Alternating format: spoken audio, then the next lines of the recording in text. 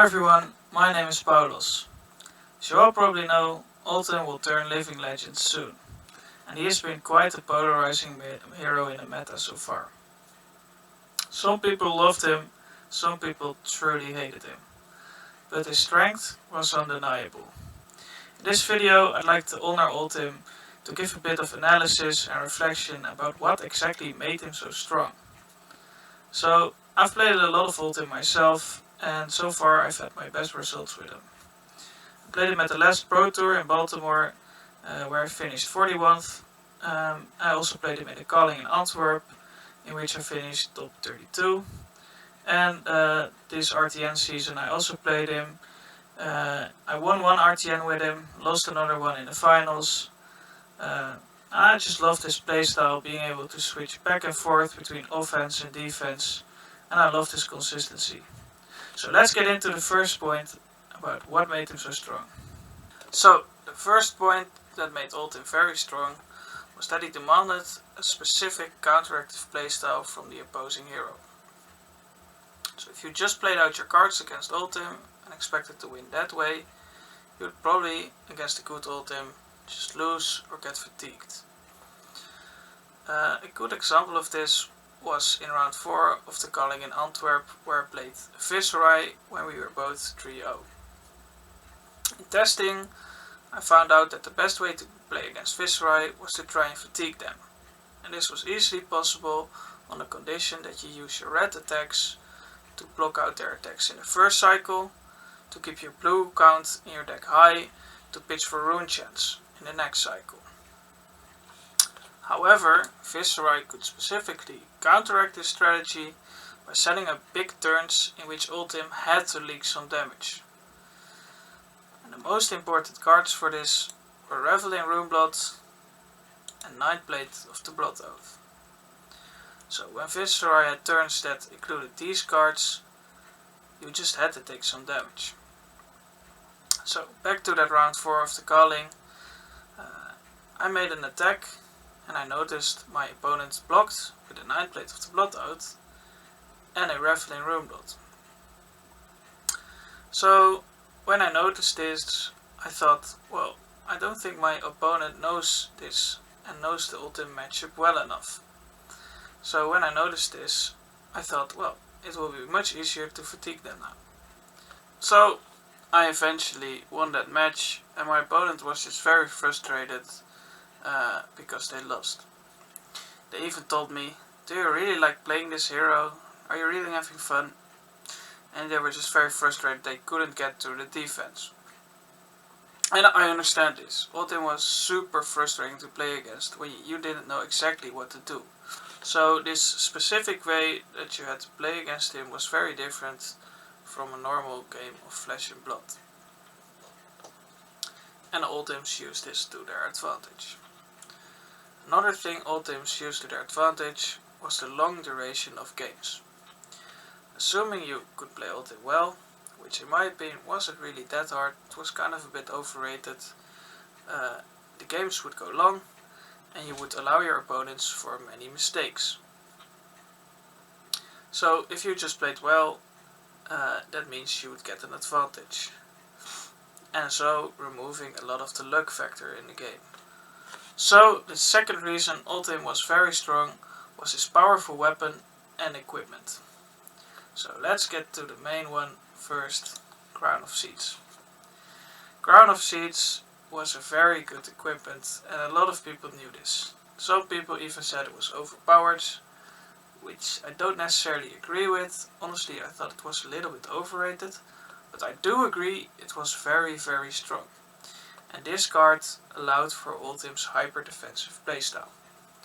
So what this card essentially did is, when you had an arsenal, you could always defend with a 5-card hand, because you just activate this, draw another card, you have 4 cards and 2 resources, and 1 prevents you floating. So the reason I thought it was a little bit overrated is because Crown doesn't block, and you had to pay 1 resource to get an on-rate effect of 1 damage for 1 resource. However, I still agree it is very strong and it enabled his hyper defensive playstyle. So what made it really go over the top is that he also had access to Rampant of the Ram set. So with this equipment you could always kind of efficiently use your resources to defend with. Now Crown also had many other appliances. Like your arsenal wasn't really a real arsenal, you could always just put a random blue in it and cycle it back. You could ramp with it on your own turn, netting your resources. So that's also what made it very strong. Now another equipment that was very strong, and in my opinion a bit underrated in Ultim, was Vyndal's Spring Tunic. So because Ultim made the games go super long, he would get an insane amount of resources of this card. And this card enabled some truly broken plays. So the most obvious example was Command & Conquer, Tunic Counter, Pummel. This for 3 cards. It was an amazing pivot play and was only because of Tunic that you could do this. Also some other things you could do with it, like Endless Winter. You could play this off Tunic and another blue. For just 2 cards you got 8 damage with a powerful on hit. So this was also really strong. Now the other really strong equipment or weapon he had, which eventually got banned, was Winter's Will. So it remains insane to me how it is normal that you could use 1 card to attack for 4 damage. That is above rate and it's really good.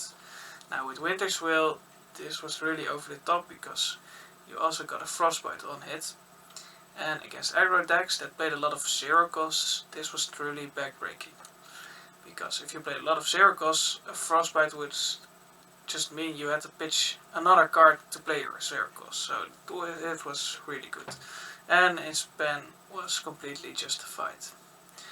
However, I still think Titan's Fist also was really good. Like being able to make any blue in your deck, of course if it was a 3 cost, but ultimate many of those, if you could turn any of those blues into 4 attack, that's just extremely good. So nerfing his weapon was a big hit to him, but not as big of a hit we thought. The reason it was such a big hit is because weapons are very important in Flesh and Blood. You don't need to draw your weapon, you have your weapon available to you every turn. So if it gets nerfed, you just get nerfed a lot. However, Titan's Fist was still good and Ultram just switched out the ice cards for a lot of 3 costs, and his weapon was still amazing. Now he also had 2 very other good weapons in the form of Sledge and Anatos, which was a bit more modern, but I'll talk about these in the next point. So the next point that made Ultim really strong was his adaptability. When Prism was still around, he used to have a terrible matchup in Tour. You basically had no way to win if your opponent played a lot of auras. This was because Ultim lacked a lot of go again, and Spectra just ate your action points and you couldn't really do anything about it. But even when Prism was around, Ultim was still a very good pick because of his matchups against the other decks. I remember at Pro Tour Lille, a lot of players were still on Ultim when Prism was very prevalent. So when Prism went Living Legend, it basically opened up the door for Ultim's true reign. So when Prism was gone, it basically meant that Ultim didn't really have a lot of bad matchups anymore. There were 2 exceptions, Dash, Control, and Reinar, maybe Icelander, but Dash and Reinar weren't really around much in the meta. So if you just played well, you could win almost any match you played. And the thing that really amplified his strength was his large card pool. Ultim has almost 300 cards he could use. So what this meant is that if you found out a certain hero would be pretty prevalent in a certain meta, you could just adapt to that and put cards in your deck that were good against that strategy. An example of this was the full fatigue build that was played at some point But then again, you also had the Aggro version of OLDHIM that top 8'd worlds. And the most recent version of OLDHIM was the hybrid list that played Anatos. So the aim of this deck was to fatigue or kind of mid-range strategy against the most of the field, and against Dromai and in the mirror he would just go aggro. Now it might sound weird to some, but OLDHIM actually could play aggro relatively well. The most important cards for this were Rouse the Ancient. This is my favorite card, by the way, I love it. You also had Enlightened Strike, which enabled this, Zealous Belting, which also enabled this, and of course Bumble. So with Anatos, which was a very good card in the aggro matchup, you could do some insane turns. Like one of my favorite turns is Rouse the Ancients into Anatos, which is 13 damage. And this required only 4 cards. So you could do 13 damage with 3 cards and keep the last card for Arsenal. And this is an insane rate. That means more than 4 damage per card. Now you also had Vambrace that worked really well with Anatos, because you could just attack with Anatos and then pitch for Vambrace, which would up its attack to 6. So this was very good against Ultram himself, because it just negated Crown. It was also very good against Dromai, because it negated Sand Cover and Oasis Respite. And it was very good because when your opponent, for example, was at 3 life, and you attacked with an Anatos for 4, your opponent essentially had to block 4, so mostly that were 2 cards, because if you played Vambrace, an Anatos would go up to 3, go up 3 to 6, and if your opponent blocked 3, that meant they would take 3 damage and they were dead. So this also made Anatos really good and really flexible. Also, you could just play a 1 card 4 when you had to, and otherwise just 2 card 6, and that's perfectly alright. So the last point that made OLDHIM very strong were his strong blues and his consistency. So OLDHIM had a lot of strong blues. They blocked 3, pitched for 3, and had 7 or 8 attack. So you have Thunderquake, Macho Grande, Cranial Crush, Disable. James White himself has spoken out on these cards being the biggest design mistake he made when designing Flesh and Blood.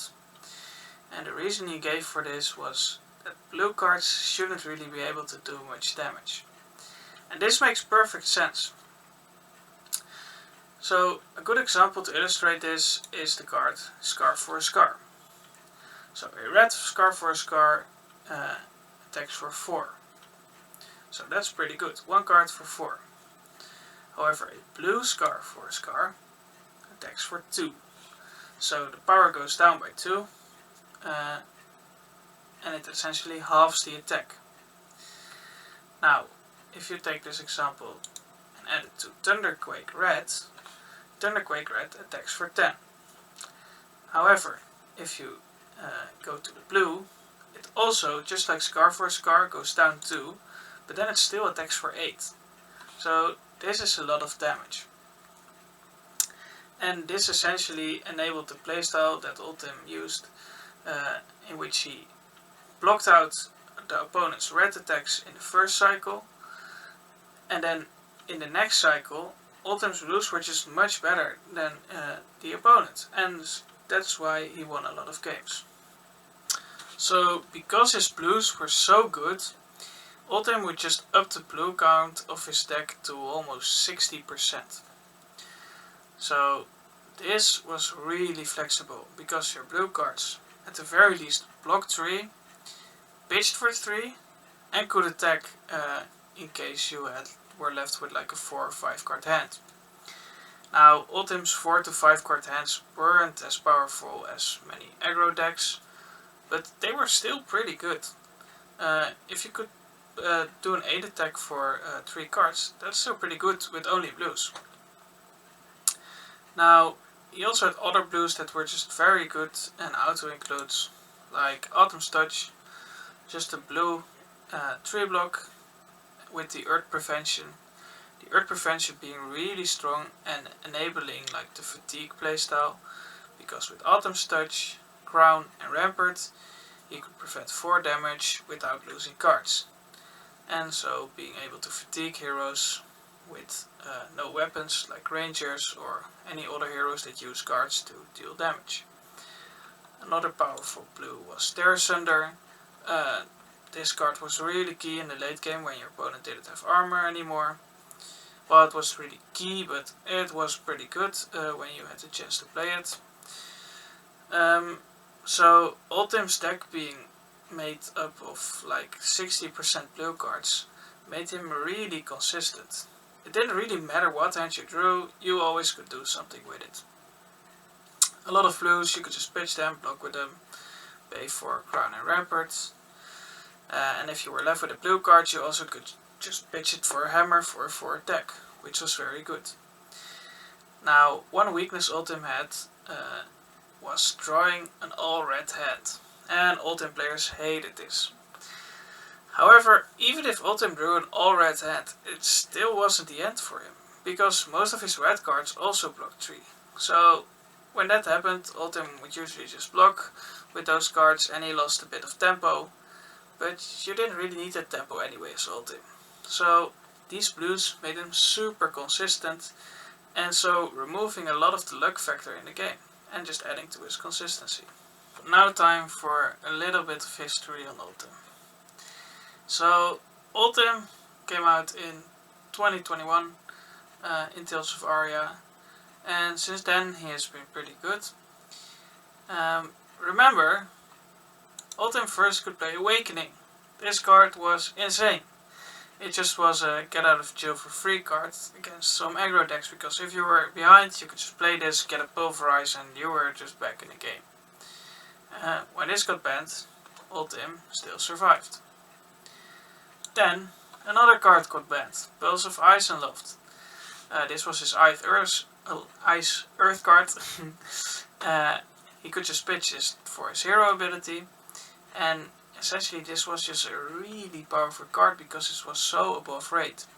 Your opponent had to put a card on top of their deck and you prevented 2. That's just insane.